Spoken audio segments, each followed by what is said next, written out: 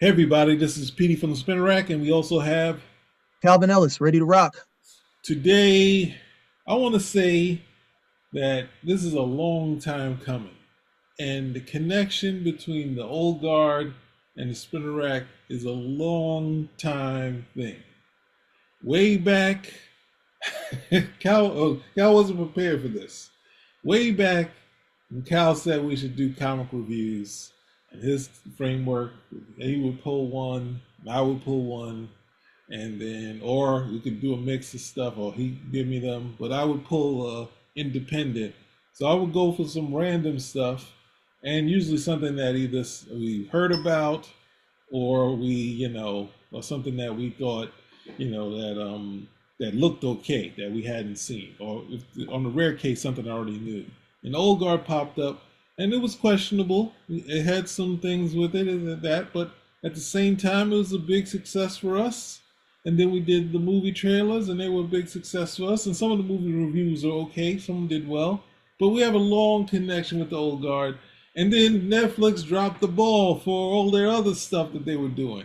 They had a successful old guard first film, and then now they finally did it where they like, hey, the superhero stuff ain't working. Let's put it on the shelf. And it's like, wait a second, why didn't we do this? Hollywood wants to lowball Charlize Theron, so we need to put her on a back burner because we needed to do stuff that we want to do. And she's had a bunch of successes of late. And Marvel went into working with her late. They got her in something else, so they want to lowball her again. So we'll get into the lowball thing on another story on Hawkeye. But any words before I play this? I said a lot. No, let's let the trailer speak for itself, at least initially. All right, ready, set. How are you doing? I'm at peace. Didn't look that peaceful when you were throwing that guy out the window.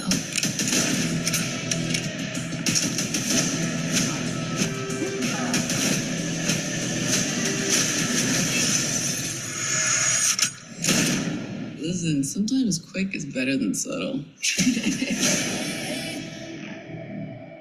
For centuries, I've watched you fight to protect humanity while forsaking your own kind. I will destroy you and everything you stand for with a power you can't even imagine yet. Who is she? She is the first of the immortals. She knows your histories, your relationships. I am scared of what she is capable of.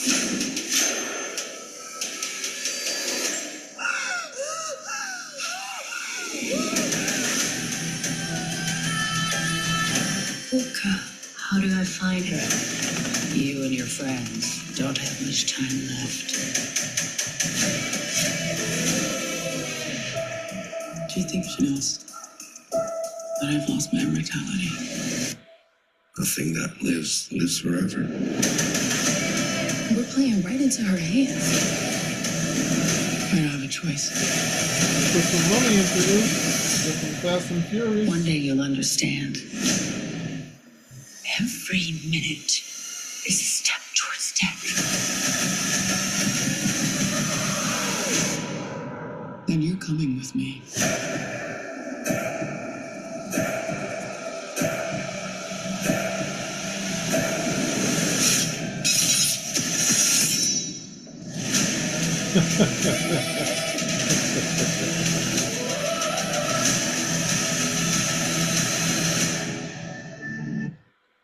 What do you say, sir?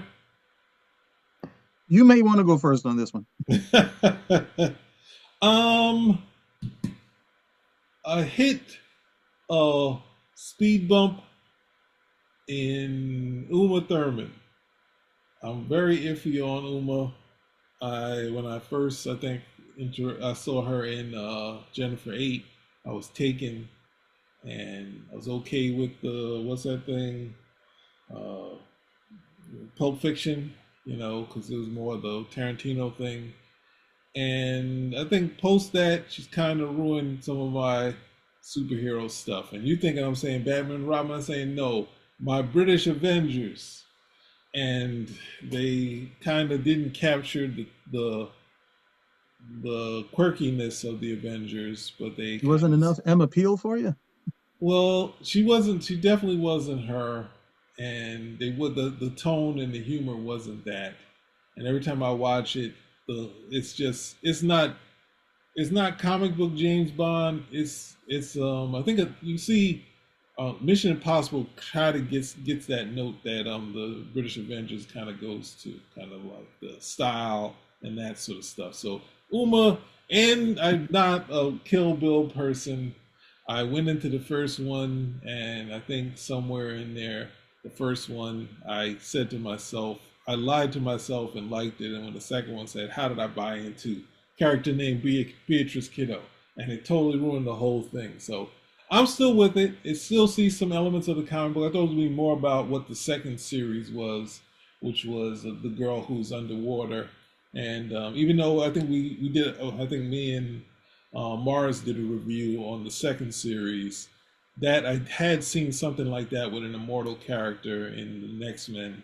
But at the same time, with the spectacle of the old guard, no one else has seen it, so why not put it in your movie? So, so it wasn't the shock of that. It was the shock seeing it in the X-Men. Someone not stuck in water, but stuck in lava who couldn't die and couldn't escape. So it was just like, good Lord, this is the worst thing I've ever seen in my life. So I was kind of okay. I understood what this was, but if I hadn't seen nothing like that, I would have been like, my heart might have stopped being someone stuck in water. So it's a cool scene to see it in the movie. So I think that was a story I wanted to see more of. But at the same time, they're playing up let's just say the two hot blondes fighting against each other at the end. What do you say, sir? I think they missed their window with me in terms of interest. Mm-hmm. At this point, I have seen where, because I've seen this before with the vampire stuff, where you have the character and they put him in a coffin and they throw him someplace into the ocean or what have you, and somehow this person always gets found. So, so like that part, I don't have a lot of license to give any longer for, which is pretty much a unshakable death trap. That person should just be there forever. It took how many decades to find the Titanic, and these guys get found in the next film. So that sort of takes me out. Then I realize, okay, I'm dissecting the action. I'm dissecting the fight choreography, and I think the window for me on this film just passed. I think the first one, if this had come out on the heels of the first one, I believe I would be more open to watching it. I'm probably going to end up watching it anyway. I just don't have the interest that I did when I saw the first one, especially when I'm seeing a lot of these things which just look in the trailer, they just look cliche. I hear you. I think I'll go with the window part. I say for your action, hey, have fun, and we're gonna see some stuff similar. But definitely the window part of your statement is true. That I feel Netflix dropped the ball and not putting it. They had so much buzz, and that's why I joked about saying lowballing what's her name, Charlize Theron, because there's really no reason not to do this outside of saying, they can't look at the Jupiter's Legacy and say, well, the comic book stuff isn't doing that well. They didn't kind of put their best foot forward with it anyway. So, they lowball the price, and then, it costs them more money to do it. And then when the returns aren't there, they're like, then you say, well, what happened to the superhero project? Then you go across the board and say, we're not doing superhero action. We're doing, low key, that sort of stuff, and going into other things and saying, you have something that's working. You can't go to the Mission Impossible, because at the same time, they weren't even sure they were going to continue it after those protocol. They were kind of thinking of it as a, last thing. But then at some point they realized, let's see what happens, and I guess from the test audience, they knew that they didn't have to do a scene where Tom Cruise gets his leg broke and, has to be at the desk or in Congress arguing about why they use a mask or not. So that was a franchise that kind of he could go back to, and he stuck with it post that portion. There's some gaps in between it. I don't think you don't have to do year after year. You don't have to do scary movie, type of deal. But keep it close. And that so it's just sad that they kind of did this to this franchise. But at the same time, it's kind of what what they do with these things. So I hear you on that portion. Otherwise, otherwise, what else can I say? Yeah, it's a lot. They're selling us on Uma Thurman being on it, and it kind of makes it into make me feel like a Fast and the Furious with the car stuff. It's like, oh, who added another person? She better not become their friend. She better not become their friend. But at the same time, they're going for the gusto, throwing in the swords. So anyone looks at her as the swordswoman, when I always go to her stunt double. To put the stunt double in there. She's the one who's doing the swords. I know she don't got no bankable. She had a couple of movies, but she's not a bankable star like Uma. And yeah. I don't know. I'm still upset of what's her name? Uma's character coming to going to get where she was at and just taking out the Asian girl, partner with no problem. It's like, what the hell is going on? We spent all this time waiting for this scene, and it's like, oh no, that's the trick. We did it. We flipped it. We gave you all these long fight scenes, and now we gave you a short one on this one. You got all those cartoons. I don't want to see none of those cartoons. The bloody animation. But anyway, we're off topic here. Any last words before we cut this?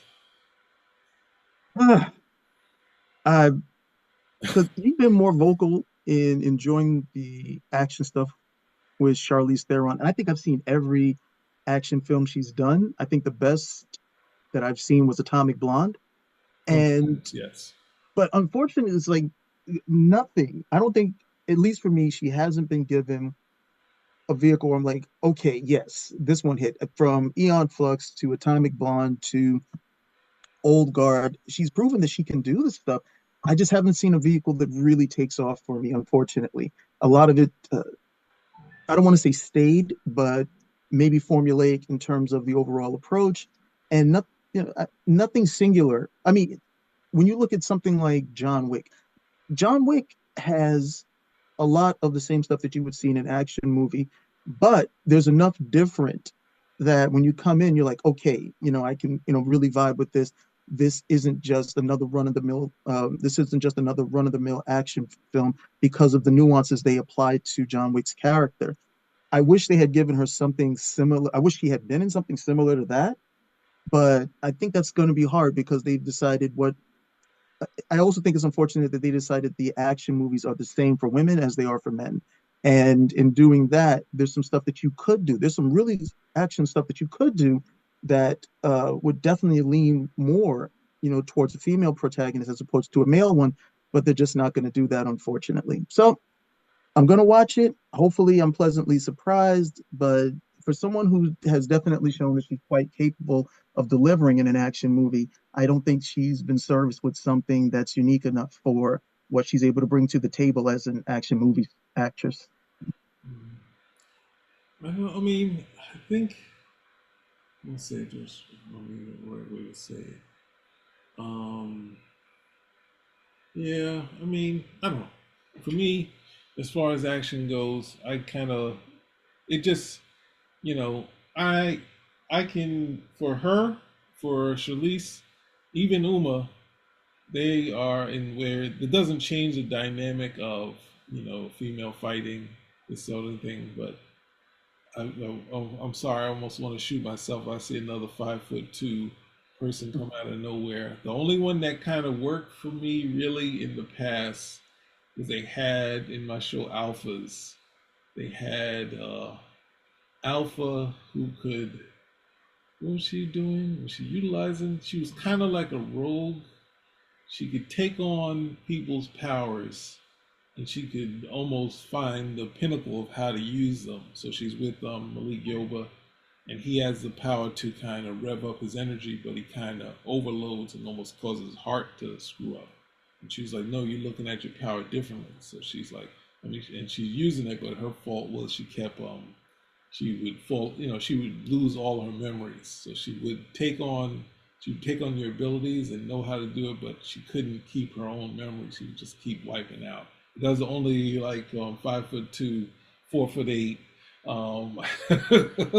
a fighter that I was like, oh yeah, she's a lot of fun. She has a hook to her character. There's a bunch of stuff to her, and it wasn't her initial ability. She was taking on the power that Malik Yoba had in the show. So it's like, but it's been so many that have been like good Lord, thank you. We have someone that's superhero height. And Marvel is like, we should have, she's too old for Captain Marvel. The way it's like, if we totally picked her for Captain Marvel, the problem was that she's supposed to be with the Spider-Man and these characters. Even though she's older than them, she looks in their age range. So when she's spouting all the stuff about this stuff, she would be, the guys are looking like, the guys and girls like, oh God. When Marvel's telling them to say all this stupidness, where they could have Charlize Theron and they'd be like, palling around. It's like, we're in the same age group. Captain Marvel's in what, 3 or 4 films? So it's not that many films. So it's like, should totally put her in there. And then of course they kind of, Atomic Blonde, the costume isn't exactly the same, but it's the Slash. I was just like, good God, they totally waving the flag at Marvel. But anyway, I'm gonna check it out. If Cal gets a chance, he's gonna check it out. Spinnerack. Hey, well, did want to add one other thing because if I'm correct, Charlize Theron is tall, right? She's like 5'10". Yeah, she's definitely she has. All right, so she's not even tall for a girl. She's tall. So yeah, but the approach that they keep doing is like because she's that tall, she would fight the same, and they keep doing this. You remember that kick in 300 where he's like, "This is Sparta." Mm-hmm. They have been running that kick for 20 years. Mm. That same that same Savat thrust kick, and I'm like, that's a great kick for a guy. All right, that's a great kick for a guy because there's gonna be a whole bunch of power behind the whole thing. Average woman, no, okay, it's not. And then there's all this, straight up fighting, and I'm just like, there's a lot of good stuff that you could do, especially if they were to use like say taijutsu, which is what be like a fighting form with ninjutsu. Because like, hey, I'm not going to fight this person straight up. I'm going to try to get behind them. That's what I would do against the bigger opponent. I'm not going to fight. If I'm going to fight some guy and this guy's towering over me and he's got like 20 pounds, I'm not going to fight this guy straight up.